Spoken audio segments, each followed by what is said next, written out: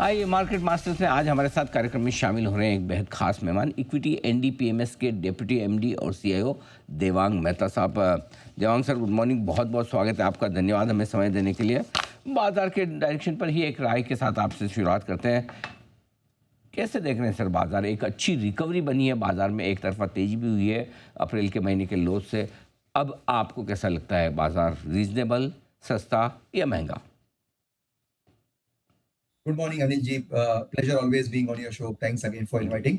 आई think बिल्कुल आपने सही कहा कि जो एक ड्रीम रैली हुआ है मार्केट में आफ्टर जो अप्रैल के लोज बनाए थे उसके बाद सबसे इम्पोर्टेंटली दो तीन चीजें अगर आप मार्क करें तो यहाँ पे जो फ्यूजन हुआ है लिक्विडिटी, सेंटिमेंट और फंडामेंटल्स, ये तीनों का बहुत ही बेहतरीन आप देखें तो एक मिश्रण हुआ है।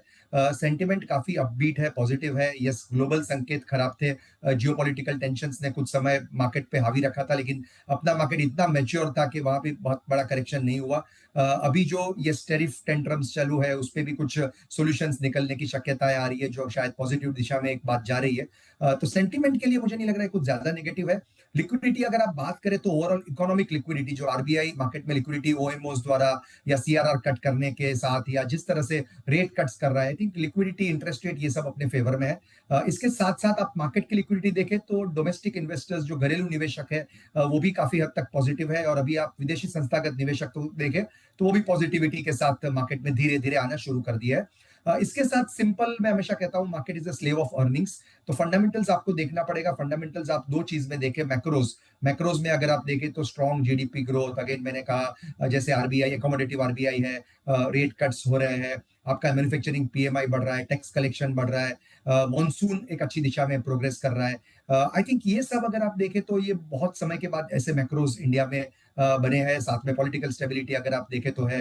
उसके साथ साथ आई थिंक माइक्रोस कंपनी के जो लास्ट क्वार्टर के नंबर्स थे वो बिल्कुल मैं कमजोर नहीं कहूंगा। काफी कंपनीज अच्छे नंबर्स के साथ, ब्रॉडर मार्केट्स में भी अच्छे नंबर्स के साथ कंपनीज आई थी। मैनेजमेंट कमेंट्री भी काफी कंपनीज की स्ट्रांग थी। और दो फैक्टर्स इसमें बहुत खास है। गवर्नमेंट कैपेक्स जो पहले स्लो डाउन हो गया था लास्ट ईयर में, कैलेंडर ईयर 24 में, वो 25 में वापस से अच्छे से शुरू हुआ है। और सुनाई दे रहा है कि प्राइवेट कैपेक्स और जो गवर्नमेंट और आरबीआई बात कर रहा है कि रूरल का जो लोअर एंड कंजम्पशन है वो भी सुधरने की ओर जा रहा है। तो मेरे हिसाब से I think confluence of factors ये दिखा रहे हैं कि यहाँ से भी पॉजिटिव रुझान बने रहेंगे। यस, गिव और टेक 5% ईयर और देयर, बट मार्केट्स पॉजिटिव दिशा में आगे बढ़ेगा। ओके, चलिए, तो बाजार रहना चाहिए पॉजिटिव, क्योंकि फंडामेंटल, लिक्विडिटी और सेंटीमेंट तीनों एक साथ काम करते हुए दिख रहे हैं। लेकिन क्या कुछ ग्लोबल मार्केट से चिंताएं हैं, या वहाँ चिंताएं कम और दूर होने का समय आ रहा है?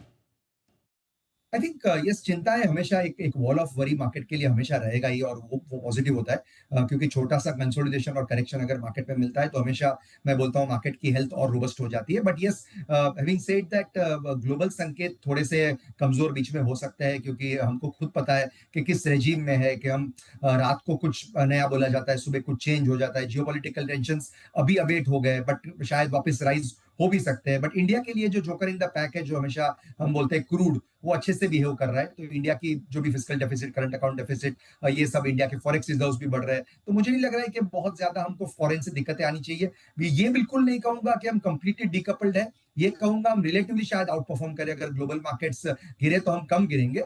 बट आई थिंक मुझे ऐसा लग रहा है कि ग्लोबल मार्केट भी एक स्टेबिलिटी दिखा रहा है और अपनी मार्केट उसको हेल्प कर रहा है। ठीक बात है। तो ग्लोबल मार्केट्स को नज़रअंदाज तो नहीं कर सकते, लेकिन चिंताएं ज़्यादा है नहीं। लेकिन एक चीज़ और चिंता का कारण बन रही है बाजार में, वो है कि जिस तरह से सप्लाई आ रही है, IPO, block deals, offer for sale, क्या ये तेज़ी पर ब्रेक लगा सकते हैं, यू टर्न कर सकते हैं? कैसे देखते हैं आप?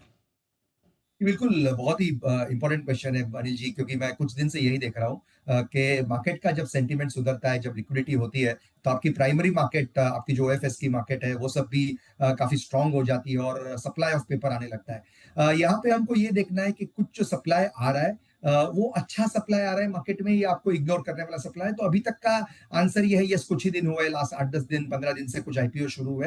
तो आई थिंक पॉजिटिव रुझान लग रहे हैं अभी तक जो आईपीओ आ रहे हैं। दूसरा बहुत इंपॉर्टेंटली, जो लास्ट वीक जो डील हुआ, जेएसडब्ल्यू एक्सो नोबेल का डील हुआ, आज भी जो फार्मा का डील हुआ है, वो दिखा रहा है कि मार्केट में एक तरह का मोमेंटम है। मार्केट में एक तरह का एक लोगों को दूसरी कंपनीज या तो बाय करनी है, स्टेक लेना है, लोगों को नई कंपनीज अपने पोर्टफोलियो में शामिल करनी है। ओवर सब्सक्रिप्शन भी देख के ऐसा लग रहा है कि there is an appetite for good paper in the market. तो मुझे अगेन ये पॉजिटिव देखूंगा, हमेशा से होता रहा है। सेकेंडरी मार्केट जब थ्राइव करता है तो प्राइमरी मार्केट उसको पीछे से फॉलो करता है। बट इसमें ये डेफिनेटली आपको कॉशन एक्सरसाइज करना पड़ेगा।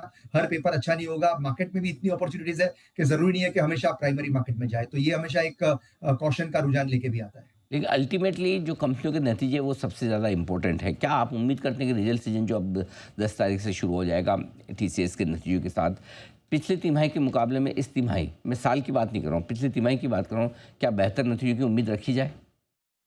आई थिंक बिल्कुल सही कहा आपने कि ये जो है वो यहाँ पे मार्केट जैसे अर्निंग्स को फॉलो करेगा या कैश फ्लोस को फॉलो करेगा।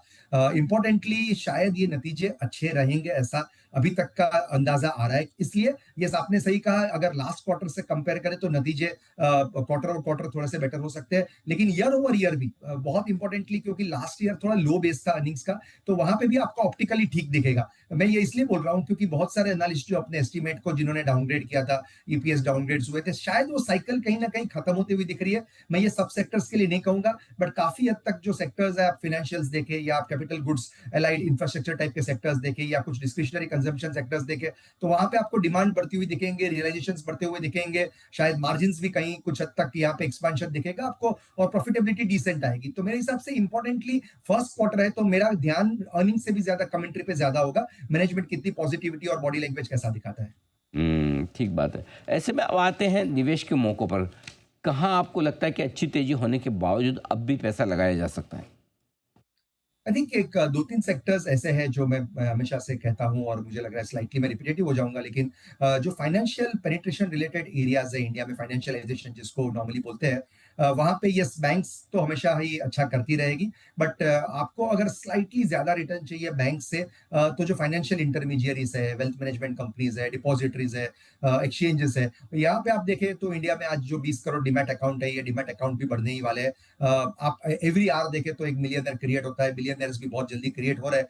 तो जो वेल्थ इफेक्ट आ रहा है इंडिया में, उसको ऑर्गेनाइज्ड वे में लोगों को मार्केट में निवेश करना है। आप देख रहे हैं ऑलरेडी काफी कंप्लेंट्स हो रही है बैंकर्स की भी, कि बहुत ज्यादा पैसा एफडी में नहीं आता है, लोग पैसा मार्केट में म्यूचुअल फंड में, पीएमएस में लगाना चाहते हैं। तो मेरा ख्याल है कि ये इंडस्ट्री शायद ग्रो करेगी। एक फाइनेंशियल्स जो मैं खास कहूँ, एक्स बैंक्स जो फाइनेंशियल्स है, वहां पे एक इंटरेस्ट बना रहेगा। कैपिटल गुड रिलेटेड जो है, कैपेक्स रिलेटेड कंपनीज है, जहां पे आप पावर ऑटोमेशन देख सकते हैं, एयर सॉल्यूशंस कंपनीज देख सकते हैं आप, इंजीनियरिंग टाइप ऑफ इंडस्ट्रीज है, जहां पे मैन्युफैक्चरिंग एलाइड इंडस्ट्रीज है, ये एक सेक्टर अच्छा रहेगा। और तीसरा डिस्क्रिशनरी कंजम्पशन, अगर आप देखें तो अपर एंड का कंजम्पशन अभी भी स्ट्रांग है, तो हो सकता है आपकी भविष्य में आने वाले मानसून के बाद शायद फोर व्हीलर्स की कंपनी, क्योंकि इंडिया 2 महीने के बाद फेस्टिव सीजन में एंटर करेगा, तो शायद ये है ट्रैवल टूरिज्म की कंपनीज है, कुछ अपर एंड खास करके जो ज्वेलरी और वॉचेस की कंपनीज है। आई थिंक ये सब अच्छा करने की संभावनाएं रखती है आगे जाके। बिल्कुल, तो ये है आपके लिए बहुत ही इंटरेस्टिंग, जो बार-बार लगातार देवांग सर कहते भी आए हैं, आपको कैपिटल मार्केट से जुड़े हुए ये शेयर है, एनबीएफसीज़ है, बैंक्स हैं, यहाँ पर आपके लिए पैसे लगाने के बेहतरीन मौके हैं। थोड़ा-सा एक आउटलुक आपसे ग्लोबल सेक्टर पर लेना चाहता हूँ, जैसे आईटी, मेटल, फार्मा, राइट? अभी तक थोड़ा-सा लोगों को डर ही लगता था अनटचेबल काइंड, कि पता नहीं टैरिफ में क्या होगा, युद्ध-वुद्ध भी चल रहा है। क्या रिस्क रिवॉर्ड रेशियो फेवरेबल है या फिर अभी भी दूर ही रहें तो बेहतर? आई थिंक मेरा यहाँ पे यह है कि इतने मौके हैं, बिल्कुल आपने सही कहा, स्लाइटली दूर रहना नहीं कहूंगा मैं, you can just nibble into it. But अभी भी इतना कन्विक्शन के साथ जो मैंने कहा वो वहां इसलिए नहीं कह सकता हूँ, क्योंकि आप अगर इंडिया देखिए, डोमेस्टिक स्टोरी, डोमेस्टिक फाइनेंशियलाइजेशन हो जाए, डोमेस्टिक कैपेक्स हो जाए, डोमेस्टिक कंजम्पशन हो जाए, तो आई थिंक ये काफी स्ट्रांग है। इससे साथ में रिलेटिवली बात करूं, तो आईटी में अगर आप 3 4 5% 6% से ग्रो करते हो और आपके वैल्यूएशन भी इतने खराब नहीं हुए, तो मुझे नहीं लग रहा है आप वहां पे थोड़ा ज्यादा उसको प्रीमियम देना चाहेंगे। और आपको अगर एफडी प्लस रिटर्न बनता है, 10 12% रिटर्न कंपाउंडिंग आपका आज आराम से आईटी कंपनी से बन सकता है। बट क्या आपका वो ऑब्जेक्टिव है? तो मेरा ऑब्जेक्टिव शायद वो नहीं है। तो आईटी कुछ हद तक मेटल, जहां पे बहुत ग्लोबल लिंक है, जिससे आपको पता नहीं चाइना में क्या होगा, यूरोप में क्या होगा, यूएस में क्या होगा, तो मेरा यहाँ पे आई थिंक थोड़ा अंडरवेट या तो आप रह सकते हैं, या तो एग्रेसिव पोजीशंस वहां पे नहीं बनानी चाहिए। फार्मा आई थिंक हम खास करके बोलते हैं, फार्मा आप इनोवेटर कंपनीज है, कुछ एमएनसी फार्मा कंपनीज है, जो इंडिया में ऑपरेट करती है, और इनके आरओईज आरओसीज बहुत स्ट्रांग है, और इनकी प्रॉफिटेबिलिटी मार्जिन सब एक्सपांड होते हैं। तो उस तरह की कंपनीज देखिए, प्योर प्ले जो जेनेरिक्स है, यूएस पे डिपेंडेंट है, वहां पे आई थिंक मुझे बहुत ज्यादा मौके नहीं दिख रहे। तो ये है आपके लिए पूरे के पूरे फार्मा मेटल और IT शेयरों पर आए देवांग सर की तरफ से। बहुत बहुत धन्यवाद सर, समय दिया आपने, विस्तार से बाजार के डायरेक्शन और साथ ही निवेश के मौक़ों पर हमारे दर्शकों के सामने अपनी राय भी रखी। Thank you so much sir. जल्द आपसे फिर मुलाकात होगी। आज के लिए बहुत बहुत धन्यवाद।